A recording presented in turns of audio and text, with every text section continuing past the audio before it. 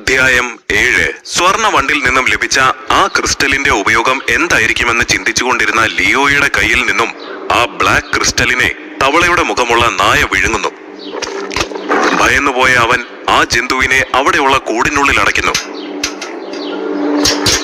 വൈകാതെ അതിന്റെ രൂപം മാറാൻ തുടങ്ങുന്നു. തവളയുടെ മുഖമുള്ള ആ ജീവിക്ക് പെട്ടെന്ന് രൂപമാറ്റം സംഭവിച്ചതെങ്ങനെയെന്ന് ആദ്യം അവന് മനസ്സിലായില്ല. എന്നാൽ ഒന്നുകൂടി ആലോചിച്ചപ്പോൾ അവനുള്ള ഉത്തരം കിട്ടി. എനിക്ക് കിട്ടിയ ബ്ലാക്ക് ക്രിസ്റ്റൽ, അതാണിതിന് കാരണം. അത്ഭുത ശക്തിയുള്ള ഒരു മാജിക് ക്രിസ്റ്റലാണത്. സാധു മൃഗങ്ങളെ പോലും പരിണമിപ്പിച്ച് ഭീകര ജന്തുക്കളാക്കാനുള്ള കഴിവ് ആ ക്രിസ്റ്റലിനുണ്ട്. അങ്ങനെ പരിണമിച്ച മൃഗങ്ങളെ കൊന്നാൽ ധാരാളം ലൈഫ് പോയിന്റുകൾ നേടാനാകും. അവന് സന്തോഷം കൊണ്ട് തുള്ളിച്ചാടാൻ തോന്നി. എന്നാൽ പെട്ടെന്ന് കേട്ട അലർച്ചയിൽ അവൻ യാഥാർത്ഥ്യത്തിലേക്ക് മടങ്ങിയെത്തി. കൂടിനുള്ളിൽ കിടന്ന ജീവിയുടെ മാറ്റം കണ്ടപ്പോൾ അവന്റെ കണ്ണുകൾ അത്ഭുതത്താൽ വിടർന്നു. ആ ജീവിക്ക് പൂർണ്ണമായും പരിണാമം സംഭവിച്ചിരിക്കുന്നു. അതിന്റെ ദേഹത്തുണ്ടായിരുന്ന പച്ച നിറത്തിലുള്ള ചിതമ്പലുകൾ കടും പച്ചയായി മാറി. മൂർച്ചയേറിയ കൂർത്ത പല്ലുകളും കൊളുത്തുകൾ പോലെ വളഞ്ഞ നഖങ്ങളും അതിന്റെ രൂപത്തെ കൂടുതൽ ഭീകരമാക്കി. ഇനിയും വൈകിയാൽ ആ മൃഗം കൂട് തകർത്ത് പുറത്തേക്ക് വരുമെന്ന് മനസ്സിലാക്കിയ ലിയോ ആ ജീവിയെ വകവരുത്തുവാൻ തീരുമാനിച്ചു. അവൻ ധൈര്യത്തോടെ അരയിലിരിക്കുന്ന ചെറിയ കത്തി വലിച്ചൂരി. കൂടിനടുത്തേക്ക് പാഞ്ഞെത്തിയ ലിയോ കൂട് തകർത്ത് പുറത്തേക്ക് ചാടിയ ആ മൃഗത്തെ തന്റെ കത്തി ഉപയോഗിച്ച് പല തവണ ആഞ്ഞുകുത്തി. ആ പച്ച മൃഗം വലിയൊരു ശബ്ദത്തോടെ ലിയോയ്ക്ക് മുന്നിൽ ചത്തു വീണു. അവൻ ആശ്വാസത്തോടെ നെടുവേർപ്പെട്ടു. എങ്കിലും അപ്പോഴും അവന്റെ മനസ്സിൽ സംശയം പൂർണ്ണമായും മാറിയിരുന്നില്ല. തന്റെ ഊഹം ശരിയാണോ എന്ന് ഉറപ്പിക്കാൻ ലിയോ കത്തിയെടുത്ത് ആ മൃഗത്തിന്റെ വയറ് കീറി. അതിനുള്ളിൽ നിന്നും ആ കറുത്ത ക്രിസ്റ്റൽ പുറത്തേക്ക് വന്നു. അത് പ്രതീക്ഷിച്ചതാണെങ്കിലും ഒരു നിമിഷത്തേക്ക് അവൻ സ്തംഭിച്ചുപോയി. ഈ ഒരു ക്രിസ്റ്റൽ കാരണമാണോ ഇങ്ങനെ സംഭവിച്ചത്? സാധാ ജന്തുക്കളെ വിചിത്ര ജന്തുക്കളാക്കാനുള്ള കഴിവുണ്ടോ ഇതിന്? അങ്ങനെയാണെങ്കിൽ മൃഗങ്ങളുടെ പരിണാമത്തിന് കാരണമാകുന്ന ഈ ക്രിസ്റ്റൽ ശരിക്കും ഒരു അത്ഭുതമാണ്. അവൻ ക്രിസ്റ്റൽ കയ്യിലെടുത്ത് സന്തോഷം കൊണ്ട് തുള്ളിച്ചാടി. കാര്യമായ ആയുധങ്ങളോ വേട്ടയാടാനുള്ള കഴിവോ ഇല്ലാതെ ആ വിചിത്ര ജന്തുവിനെ കൊല്ലാൻ കഴിഞ്ഞതിൽ അവന് വല്ലാത്ത ആവേശം തോന്നി. അവൻ ആ ക്രിസ്റ്റൽ കയ്യിലെടുത്ത് തുടച്ച് വൃത്തിയാക്കി. അതിനെ 2 തവണ ചുംബിച്ചു. തനിക്ക് ലഭിച്ച വലിയൊരു നിധിയായി കണ്ട് ആ ക്രിസ്റ്റലിനെ സംരക്ഷിക്കാൻ അവൻ തീരുമാനിച്ചു. അതിനുശേഷം അവൻ കത്തി ഉപയോഗിച്ച് ആ പച്ച മൃഗത്തെ പല കഷ്ണങ്ങളാക്കി മുറിച്ചു മാറ്റിവെച്ചു. എന്നിട്ട് കലത്തിൽ തിളച്ചുകൊണ്ടിരുന്ന സ്വർണ വണ്ടിന്റെ ബാക്കി ഭാഗങ്ങൾ എടുത്ത് അവൻ സന്തോഷത്തോടെ കഴിച്ചു. പെട്ടെന്ന് അവന് മുന്നിൽ മാജിക് സ്ക്രീൻ തെളിഞ്ഞു. അതിൽ പരിണാമം 0, ആയുസ് 200 വർഷം, പരിണാമത്തിനാവശ്യമായ പോയിന്റുകൾ 9500 സെൽ പോയിന്റുകൾ, ലഭിച്ച സെൽ പോയിന്റുകൾ 500, അവസാന വേട്ട സ്വർണ നിറ വണ്ടും തവളമുഖ നായയും, ആത്മശക്തി സ്വർണ കവചം. ഇത്രയും കാര്യങ്ങളുണ്ടായിരുന്നു. അവൻ സൂക്ഷ്മതയോടെ ഓരോന്നും നിരീക്ഷിച്ചു. അതിൽ ആത്മശക്തിയുടെ സ്ഥാനത്ത് സ്വർണ കവചം എന്ന് കണ്ട അവന്റെ കൗതുകം കൂടി. എന്താണ് ഈ ആത്മശക്തി? സ്വർണ കവചം ധരിക്കുന്നവർക്ക് എന്താകും സംഭവിക്കുക? എന്നാൽ ലിയോ ചിന്തിച്ചു തീരും മുൻപേ ഒരു മാന്ത്രിക സ്വർണ നിഴൽ അവന് മുൻപിൽ തെളിഞ്ഞു. വണ്ടിന്റെ രൂപത്തിൽ കാണപ്പെട്ട നേർത്ത സ്വർണ നിഴൽ വായുവിൽ ഒഴുകി നടന്നു. ആ സ്വർണ വണ്ടിന്റെ നിഴൽ വൈകാതെ അവന്റെ നെഞ്ചിലേക്ക് വന്നു പതിച്ചു. അതൊരു സ്വർണ ദ്രാവകമായി ഉരുകി പടർന്ന് അവന്റെ ശരീരഭാഗങ്ങൾ മുഴുവൻ പൊതിഞ്ഞു. കണ്ണിമ ചിമ്മുന്ന നേരം കൊണ്ട് ലിയോയുടെ ശരീരം മുഴുവനായി സ്വർണ കവചത്തിനുള്ളിലായി. പ്രഗത്ഭനായ ഒരു ഡിസൈനറുടെ സൃഷ്ടി പോലെ ആ കവചം അവന്റെ ശരീരത്തോട് ചേർന്ന് കിടന്നു തിളങ്ങി. ഈ ലോകത്ത് ആർക്കുമില്ലാത്ത, ആരാലും തകർക്കപ്പെടാൻ കഴിയാത്ത ആ സ്വർണ കവചം അവനെ അതിശക്തനാക്കി മാറ്റി. അതവന്റെ ശരീരത്തിന് ഭാരമായിരുന്നില്ല, പകരം അതവനെ ഗാംഭീര്യമുള്ളവനാക്കി. ലിയോയ്ക്കുള്ളിലുള്ള ആഹ്ലാദം അടക്കാൻ കഴിഞ്ഞില്ല. അവൻ തന്റെ സ്വർണ കവചം ധരിച്ചുകൊണ്ട് മുറിയിലൂടെ നടന്നു. ലോഹം പരസ്പരം തട്ടുമ്പോഴുണ്ടാകുന്നത് പോലെ ക്ലങ് ക്ലങ് എന്ന ശബ്ദം അവിടെ മുഴങ്ങി. പെട്ടെന്ന് ലിയോയുടെ തോളിൽ ചീനു പ്രത്യക്ഷപ്പെട്ടു. ലിയോയ്ക്ക് ലഭിച്ച സ്വർണ കവചം കണ്ട് അവൻ അത്ഭുതപ്പെട്ടു. പ്രിയപ്പെട്ട ലിയോ, നീ വ്യത്യസ്തനാണെന്ന് നിനക്ക് ഇനിയും മനസ്സിലായില്ലേ? അതിനുള്ള തെളിവാണ് നിനക്കിപ്പോ ലഭിച്ച സ്വർണ കവചം. ഇതിൽ നീ മിന്നിത്തിളങ്ങുന്നുണ്ടല്ലോ. ചീനു ലിയോയെ പ്രശംസിച്ചു. ചീനു, ഈ കവചം ധരിക്കുമ്പോൾ എനിക്ക് എന്താണ് തോന്നുന്നതെന്നോ? എന്റെ ശരീരത്തിലേക്ക് മറ്റൊരു ശരീരം വന്ന് ചേർന്നതുപോലെ. ഇതുപോലെ സ്വർണ്ണ കവചമുള്ള മറ്റൊരാളെ ഞാൻ ഇതുവരെ റൈഡൻ സിറ്റിയിൽ എങ്ങും തന്നെ കണ്ടിട്ടില്ല. ഇത് ലഭിച്ച ഞാൻ വളരെ ഭാഗ്യവാനാണ് ചീനു. ചീനുവിനോട് ലിയോ സന്തോഷമടക്കാൻ കഴിയാതെ പറഞ്ഞു. ലിയോ മുൻപ് സ്വയം വിലകെട്ടവനായി വിലപിച്ചിരുന്നുവെങ്കിലും ഇപ്പോ സ്ഥിതി വ്യത്യസ്തമാണ്. നീ ഇനി എന്താണ് ചെയ്യാൻ പോകുന്നത് ലിയോ? ചീനു അവനോട് ചോദിച്ചു. ലിയോ ഒരു നിമിഷം ചിന്തിച്ചു. അമ്മയുടെ മരിച്ചത്തിയുടെ മുഖം അവന് മുന്നിൽ മിന്നിമാഞ്ഞു. മുൻപ് എന്റെ കയ്യിൽ ഒന്നും ഉണ്ടായിരുന്നില്ല, പക്ഷെ ഇപ്പോൾ എനിക്ക് ബ്ലാക്ക് ക്രിസ്റ്റൽ ഉണ്ട്. അത് ജീവികളെ പരിണമിപ്പിക്കും. അതുപോലെ വേട്ടയാടാൻ എനിക്ക് സ്വർണ്ണ കവചമുണ്ട്. ഇനിയാണ് എന്റെ വേട്ട തുടങ്ങാൻ പോകുന്നത്. ലിയോ ചീനുവിനെ നോക്കി ആത്മവിശ്വാസത്തോടെ പറഞ്ഞു. ആഹാ, അത് കലക്കി ലിയോ. അപ്പോ ഇനിയാണ് റൈഡൻ നഗരം ഒരു യഥാർത്ഥ യോദ്ധാവിന്റെ പോരാട്ടം കാണാൻ പോകുന്നത്. ചീനു സന്തോഷത്തോടെ പറഞ്ഞു. സ്വർണ്ണ കവചം മറയട്ടെ.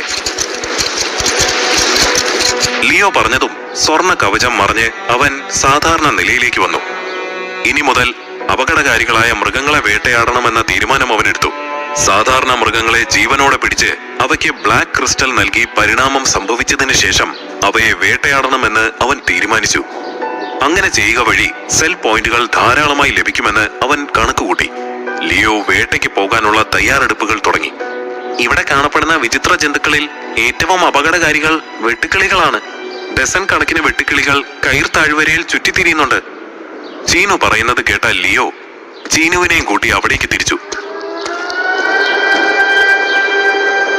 ലിയോ കാട്ടിലൂടെ ആ ജീവികളെ അന്വേഷിച്ച് നടക്കുകയാണ്. ലിയോ, വെട്ടുകിളികളുടെ ശരീരത്തിലെ ശരിയായ ഭാഗം കണ്ടെത്തി കത്തി കൊണ്ട് ഒരു തവണ കുത്തിയാൽ തന്നെ അവ ചാവും. പക്ഷേ അവയെ പിടിക്കുക എന്നുള്ളത് അസാധ്യമാണ്. നീ ചിന്തിക്കുന്നതിനേക്കാൾ വേഗത അവയ്ക്കുണ്ട്. മാത്രമല്ല, കണ്ണിമ ചിമ്മുന്ന നേരം കൊണ്ട് അത് നിന്നെ 8 കഷ്ണമാക്കി വെട്ടും. അതുകൊണ്ട് ജീവൻ ആപത്താണെന്ന് തോന്നിയാൽ നീ ഓടാൻ മടിക്കരുത്. ചീനു വെട്ടുക്കിളികളെ കുറിച്ച് ലിയോയ്ക്ക് പറഞ്ഞു കൊടുത്തു. പെട്ടെന്ന് വിചിത്രമായ ഒരു ശബ്ദം കേട്ട ലിയോ മിണ്ടരുത് എന്ന് പറഞ്ഞുകൊണ്ട് കൈ ഉയർത്തി ചീനുവിനെ നിശബ്ദമാക്കി. ഏകദേശം 20 അടി അകലെയായി ഒരു വെട്ടുക്കിളി മേഞ്ഞ് നടക്കുന്നത് അവൻ കണ്ടു. അവൻ പതിയെ നടന്ന് ഒരു മരത്തിന് പുറകിൽ ഒളിച്ച് അതിനെ നിരീക്ഷിച്ചു. ഇളം തവിട്ട് നിറത്തിൽ 5.5 അടി നീളമുള്ള ആ ജീവിക്ക് 4 ചിറകുകൾ ഉണ്ടായിരുന്നു. നല്ല വേഗതയുള്ള ജീവികളാണ് വെട്ടുക്കിളികൾ.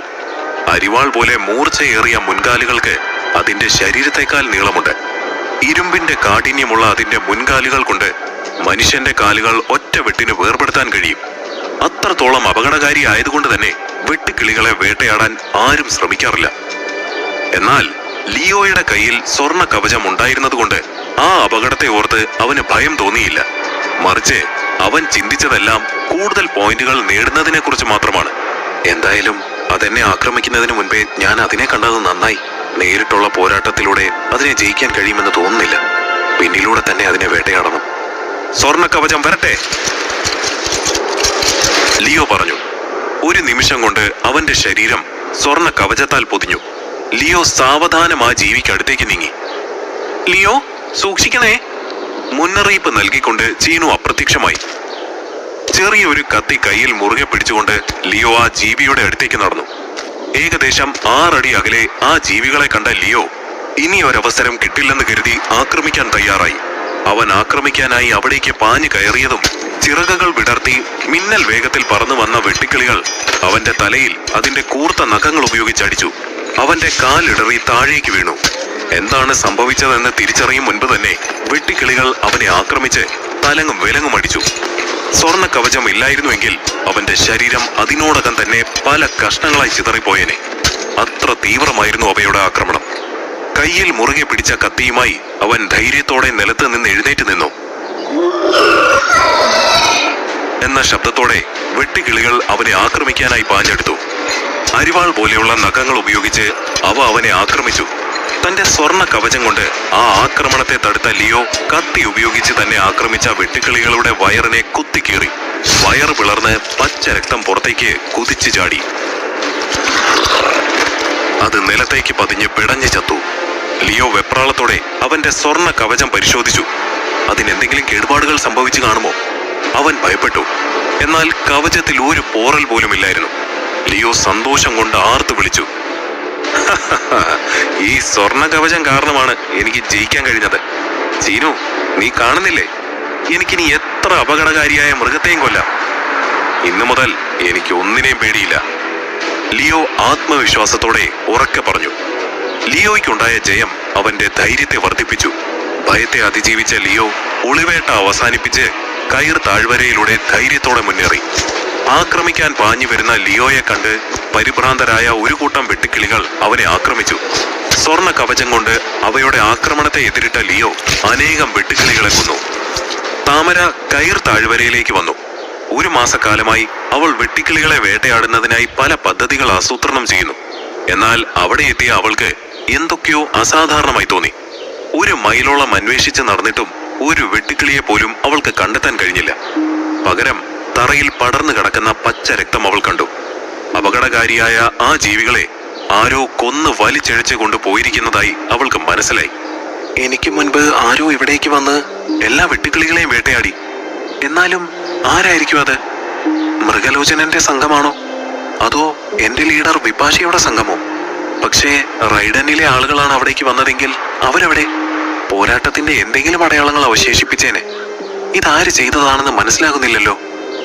അവൾ ആശയക്കുഴപ്പത്തോടെ ചുറ്റിനും നോക്കി സ്വയം പറഞ്ഞു.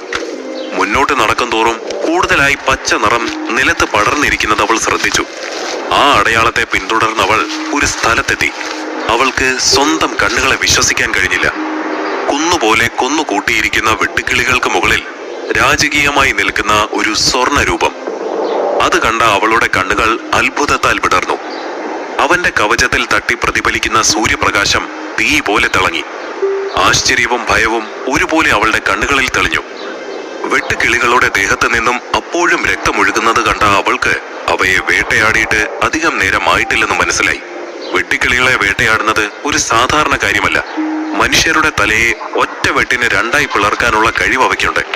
അവയെ ശരിയായ രീതിയിൽ വേട്ടയാടിയില്ലെങ്കിൽ അത് വേട്ടയാടുന്നവന്റെ ജീവൻ അപഹരിക്കും. ആകാംക്ഷയോടെ താമര അവന്റെ മുന്നിലേക്ക് ചെന്ന് നിന്നുകൊണ്ട് ചോദിച്ചു, ഈ ജന്തുക്കളെ മുഴുവൻ നീ ഒറ്റയ്ക്ക് വേട്ടയാടിയതാണോ? ശബ്ദം കേട്ട് തിരിഞ്ഞ ലിയോ അവിടെ താമരയെ കണ്ട് വേഗം തിരിഞ്ഞു നിന്നു. അയ്യോ, ഇവളോ? ഇവളെങ്ങനെ ഇവിടെ എത്തി? എന്നെ ഈ സ്വർണ്ണ കവചത്തിൽ എങ്ങാനും അവൾ കണ്ടാൽ, നിനക്ക് ഈ സ്വർണ്ണ കവചം എവിടുന്ന് കിട്ടി, ആര് തന്നതാ എന്നൊക്കെ ചോദിച്ച് അവൾ എന്നെ ഒരു വഴിയാക്കും. അവൻ സ്വയം പെറുവിറുത്തു. പെട്ടെന്ന് അവന്റെ തോളിൽ ചീനു പ്രത്യക്ഷപ്പെട്ടു. എന്റെ ലിയോ, നിന്റെ മുഖത്തിന്റെ മുക്കാൽ ഭാഗത്തോളം സ്വർണ്ണ കവചമുണ്ട്. അവൾക്ക് നിന്നെ തിരിച്ചറിയാൻ കഴിയില്ല. നീ ധൈര്യത്തോടെ അവളോട് സംസാരിക്കേ, ചീനു പറഞ്ഞു. ഓഹോ, അങ്ങനെയാണോ കാര്യങ്ങൾ? ഇനി നീ എന്റെ പെർഫോമൻസ് നോക്കിക്കോ ചീനു, ലിയോ സന്തോഷത്തോടെ പറഞ്ഞു. അവൻ വേട്ടയാടിയ മൃഗങ്ങളെ എന്ത് ചെയ്യണമെന്നറിയാതെ നിന്ന സമയത്താണ് താമര കൃത്യമായി അവിടേക്ക് വന്നത്. ആ മൃഗങ്ങളെ മൊത്തമായി അവൾക്ക് വിൽക്കാൻ അവൻ തീരുമാനിച്ചു. കിട്ടിയ അവസരം അവൻ മുതലെടുത്തു. ലിയോ താമരയ്ക്ക് നേരെ തിരിഞ്ഞ് അവൾക്ക് അവൻ ആരാണെന്ന് മനസ്സിലാകാത്ത രീതിയിൽ പതിഞ്ഞ ശബ്ദത്തിൽ പറഞ്ഞു, ഹേയ് പെൺകുട്ടി, നിനക്കിത് വേണോ? എനിക്ക് 1500 സെൽ പോയിന്റ് തന്നിട്ട് ഇത് മുഴുവൻ നീ എടുത്തോളൂ. അത്രയും വെട്ടുക്കിളികളെ അവൻ കൊന്നെങ്കിലും അവയുടെ മാംസമെല്ലാം അവനെ കൊണ്ട് കഴിക്കാൻ കഴിയില്ലായിരുന്നു. ലിയോ ആദ്യം വേട്ടയാടിയ വെട്ടുക്കിളികളുടെ മാംസം മുഴുവനും കഴിച്ചിരുന്നു. അതിന്റെ 500 സെൽ പോയിന്റ് മാത്രമേ അവന് കിട്ടുകയുള്ളൂ. ഒരേ തരത്തിലുള്ള ജീവികളെ കഴിച്ചുകൊണ്ടിരുന്നാൽ സെൽ പോയിന്റ് കൂടുകയില്ലെന്ന കാര്യം ഇതിനോടകം അവൻ മനസ്സിലാക്കിയിരുന്നു. 1500 സെൽ പോയിന്റുകളോ? ശരിക്കും? എന്റെ നേതാവ് വിപാശയ്ക്ക് പോലും ഇത്രയും വെട്ടുക്കിളികളെ വേട്ടയാടണമെങ്കിൽ മറ്റുള്ളവരുടെ സഹായം വേണ്ടി വരും. ഇത്രയും അപകടകാരികളായ ഈ മൃഗങ്ങളെ നിങ്ങൾ ഒറ്റയ്ക്ക് എങ്ങനെയാണ് വേട്ടയാടിയത്? താമര ആശ്ചര്യത്തോടെ ചോദിച്ചു. എല്ലാം നിങ്ങളോട് വിശദീകരിക്കാൻ എനിക്ക് സമയമില്ല. 1500 സെൽ പോയിന്റ്സ്. ഇത് നിങ്ങൾക്ക് സമ്മതമാണെങ്കിൽ നമുക്ക് കൂടുതൽ സംസാരിക്കാം, അല്ലെങ്കിൽ ഇവിടെ നിന്ന് പോയിക്കോളൂ, ലിയോ പറഞ്ഞു. 1500 സെൽ പോയിന്റ്സ്? താമര ആലോചനയോട് പറഞ്ഞു. ലിയോ, അത് ഇത്തിരി കൂടുതലല്ലേ? അവൾക്ക് ഈ കരാറിന് താല്പര്യമില്ലെന്ന് പറഞ്ഞിട്ട് പോകും. അതിനുശേഷം സെൽ പോയിന്റുകൾക്ക് നീ എന്ത് ചെയ്യും? ലിയോയുടെ തോളിൽ പ്രത്യക്ഷപ്പെട്ട ചീനു പറഞ്ഞു. നിന്നെ കണ്ടിട്ട് ഒരു പാവത്തിനെ പോലെ തോന്നുന്നു. ശരി, 1000 സെൽ പോയിന്റ്സ്. ഇനി കുറയ്ക്കാൻ പറ്റില്ല, ലിയോ ആലോചനയോടെ നിൽക്കുന്ന താമരയെ നോക്കി പറഞ്ഞു. ശരി, ഞാൻ ഇതെല്ലാം വാങ്ങിച്ചുകൊള്ളാം. എല്ലാം കൂടി എത്രണ്ണമുണ്ട്? കുറച്ചു നേരം ആലോചിച്ചതിന് ശേഷം താമര പറഞ്ഞു. അങ്ങനെ ചോദിച്ചാൽ ഒരു 40 അല്ലെങ്കിൽ 45 കാണും. സാധാരണ ഞാൻ വേട്ടയാടുന്ന ഒന്നിന്റെ കണക്കെടുക്കാറില്ല, ലിയോ നിസാരമായി പറഞ്ഞു. എന്തൊക്കെ കള്ളമാണോ പറയുന്നത്? അത് കേട്ട ചീനു അവനെ അടിമുടി നോക്കിക്കൊണ്ട് പറഞ്ഞു. ലിയോ എന്തോ ആലോചിച്ച് നിൽക്കുന്ന താമരയെ നോക്കി പറഞ്ഞു. ഈ കച്ചവടം തീർത്തിട്ട് എനിക്ക് വേറെ കാര്യമുണ്ട്, വേഗമാവട്ടെ. താമര സംശയത്തോടെ അവനെ നോക്കി ചോദിച്ചു. എനിക്ക് നിങ്ങളെ പരിചയമുള്ളതുപോലെ. നമ്മൾ ഇതിനു മുൻപ് കണ്ടിട്ടുണ്ടോ? നിങ്ങളുടെ ശബ്ദമൊക്കെ കേട്ടിട്ട് എന്റെ പരിചയത്തിലുള്ള ആരുടെയോ പോലുണ്ട്. താമര പറഞ്ഞത് കേട്ട ലിയോ ഞെട്ടി. ഞാൻ ആരാണെന്ന് ഇവൾക്ക് മനസ്സിലായോ? അവൻ മനസ്സിൽ പറഞ്ഞുകൊണ്ട് ചീനു ഇരിക്കുന്നിടത്തേക്ക് നോക്കി. അവിടം ശൂന്യമായിരുന്നു.